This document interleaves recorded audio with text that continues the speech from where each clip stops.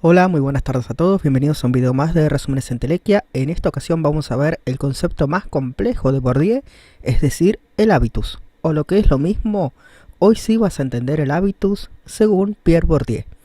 Como bibliografía estaría recomendando cualquiera de los libros del autor, pero en particular La distinción, criterio y bases sociales del gusto, el libro en el que más detalladamente aborda o analiza este concepto. Si buscásemos una definición muy específica de hábitus, no la encontraríamos, ya que el autor no adhiere a paradigmas objetivistas o positivistas, pero tampoco a un subjetivismo salvaje. Su sociología trata de ser un punto medio donde estará la virtud entre ambas posturas sociológicas. Así como no existe un sujeto sin estructura social, y del mismo modo no existe la estructura social sin los sujetos. Pero bueno, vamos a tratar de definir qué es el hábitus, aunque sea sencilla y vagamente, cómo se forma el hábitus, cuándo se forma, dónde se forma, que también es importante, y por qué, o cuál es su función, o cuál es la razón de ser del hábitus. Definidas estas cuestiones, estaríamos dados por hechos. ¿Qué es el hábitus? La definición más habitual, la más tradicional de hábitus, es que es las estructuras estructuradas predispuestas para funcionar como estructuras estructurantes.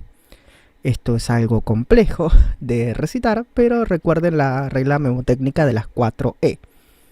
Estructuras estructuradas, es decir, que están en un determinado posicionamiento en el campo social y que tienden a reproducir ese posicionamiento. Por eso son estructuras estructurantes. Lo vamos a ir viendo muy de a poco. El hábitus son disposiciones durables, duraderas y transferibles. Es decir, que estas disposiciones duran o perduran en el tiempo y su objeto es la reproducción. ¿En qué consisten estas disposiciones? Son un conjunto de normas tácitas y principios. Estos principios son organizadores y generadores de prácticas, es decir, que ordenan la vida social y producen nuevas prácticas orientándolas, y son esquemas de percepción y acción. Son formas de interpretar la realidad social y de toma de decisiones en consecuencia. Son reguladas y regulares, pero sin ser, por ello, producto de acatamiento a ninguna regla, colectivamente orquestadas, sin ser producto de ningún director de orquesta.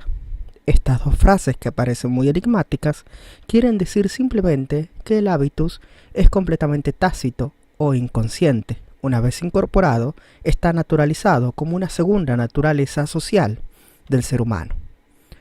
Para dejarnos de medias tintas y de palabras ominosas, hemos de definir el hábitus desde el punto de vista más objetivo como el bagaje cultural de una persona.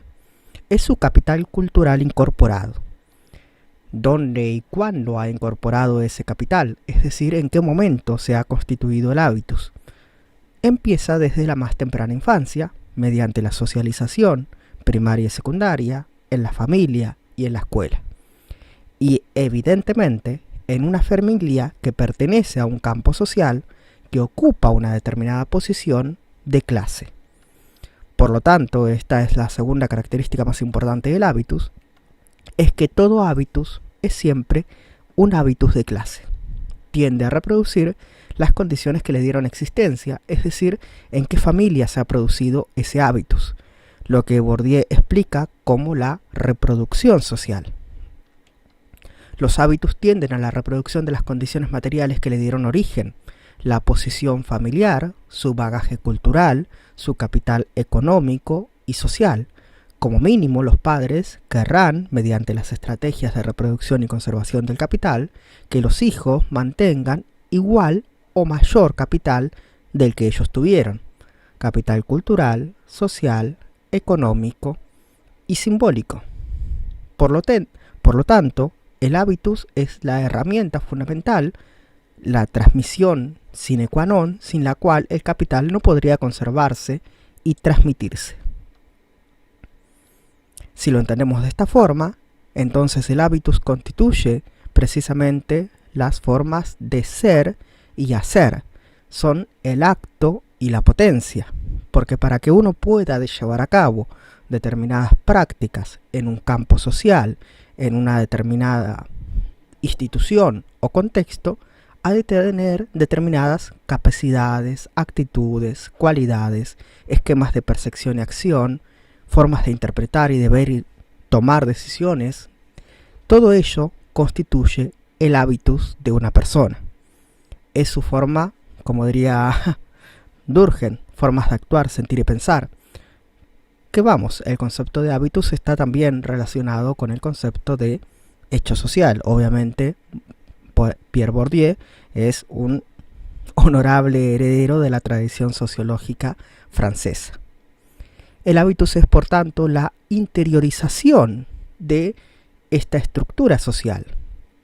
Es el lugar que ocupa en el campo social la familia, las estrategias de conservación del capital de dicha familia y las reglas del juego de los campos sociales. Por eso es que se dice que el hábitus es la incorporación de las reglas del juego de determinadas estructuras. La familia, la escuela, el trabajo, los clubes deportivos, los clubes de arte, etc.